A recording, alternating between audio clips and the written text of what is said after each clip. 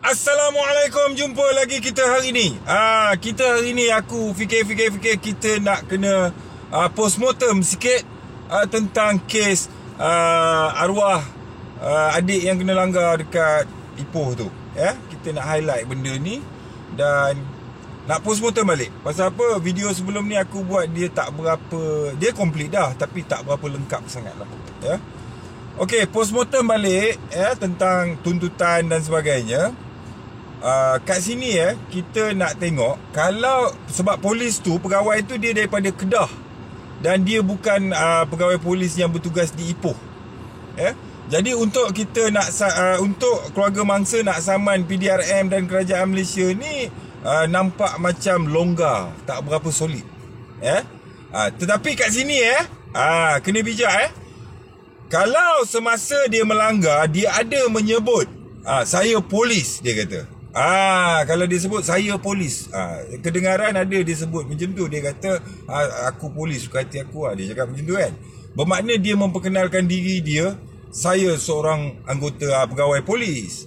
Kalau memperkenalkan diri macam ni, walaupun dia berseluar pendek, dia dikira dalam tugas. Faham? Sebab ada event yang berlaku, ada kejadian yang berlaku dan dia memperkenalkan diri dia, saya polis. Maknanya dia dalam tugas. Soal dia kemudiannya akan disoal oleh JIP ataupun tata tertib. Kenapa engkau pergi ke Perak, lepas tu kau langgar orang, kau perkenalkan diri kau polis, engkau bukan bertugas kat situ. Itu dia punya hal lah, bukan kita punya hal. Itu dia jawab dengan jabatan dia lah. Sekiranya dia ada memperkenalkan diri dia, saya polis, ketika itu itu dikira dia dalam tugas. Soal saya bukan bertugas kat sini, itu kau punya pasal lah. Kan polis satu Malaysia ni, dia pergi mana-mana pun dia pakai nama yang sama, logo yang sama. So take note yang ni. Ambil kira. Kadang benda nampak kecil saya polis, nampak dia tak ada apa tapi sebenarnya kalau jadi hal, kalau statement ni boleh diguna pakai. Okey, baik.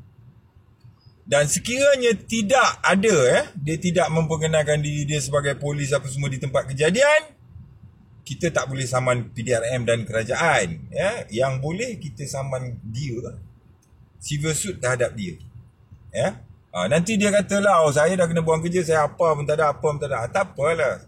Sepanjang hidup dia, apa saja yang dia ada yang boleh menjadikan benda tu bernilai akan disita dan dirampas oleh melalui perintah mahkamah. Mungkin boleh, bukan mungkin lah, memang boleh pun. Kan? Apa saja benda yang bergerak menjadi pemilikan milik dia akan dirampas kalau dia tak mampu bayar. Kalau dia dapat peluang terus bekerja pun bagus juga. Besok pencen dia, gratuity dia, apa semua semua menjadi milik keluarga arwah mangsa. Tiap-tiap bulan keluarga mangsa dapat pencen dia. Dia kerja sampai pencen dia bagi kat orang. Sebab apa? Dia tak boleh bayar saman orang. Okey. Bukan apa, aku bukan berdendam ke, bersakit hati ke dengan polis. Tak ada. Aku tak suka betul lah dengar polis buat naik orang ni kan. Ini J kedua aku dengar.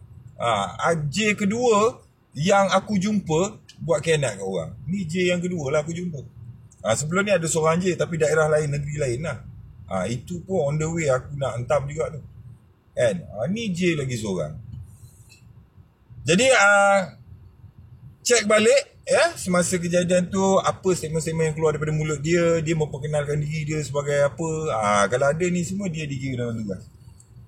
Kan? Okey. Kita bukan apa, kita tengok anak Perdana Menteri, anak PMX. Pernah dengar tak cerita anak PMX? Orang duduk depan kereta anak dia, orang tekan brake je. Tekan brake je. Polis buru orang tu tau.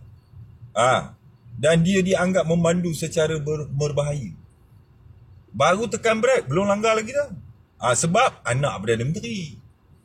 Cuba perkara ni berlaku dekat anak Perdana Menteri ke, anak Menteri Dalam Negeri ke, atau anak kepada Ketua Polis Negara. Cuba tengok. Ketua Polis Negara sekarang ni kira nampak baik lagi lah, kira bagus lagi lah, tak gangster lah.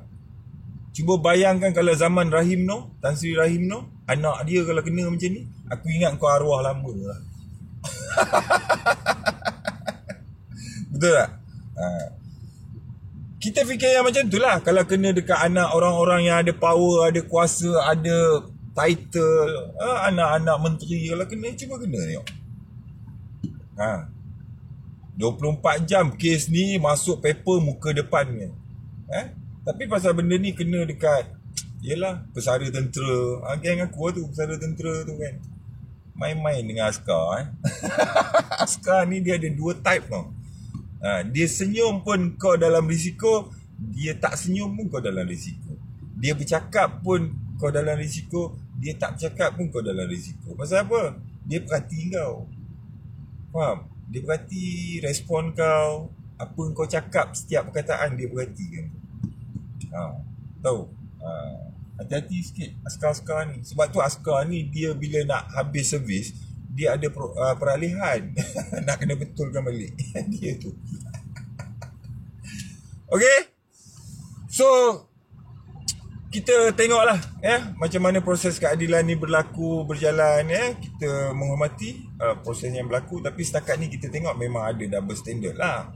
KPM perlu buat statement lah dalam hal ni. Kenapa pegawai polis tu dibawa ke mahkamah bertutup apa semua tu. Dia mungkin ada alasan dia atas faktor keselamatan dan sebagainya lah. Tapi kalau kena kat orang awam, anak rakyat marhen, anak orang kampung yang bapak dia kerja potong kayu ke tori getah ke, aku rasa siap baju oren tak pakai kasut dah kan.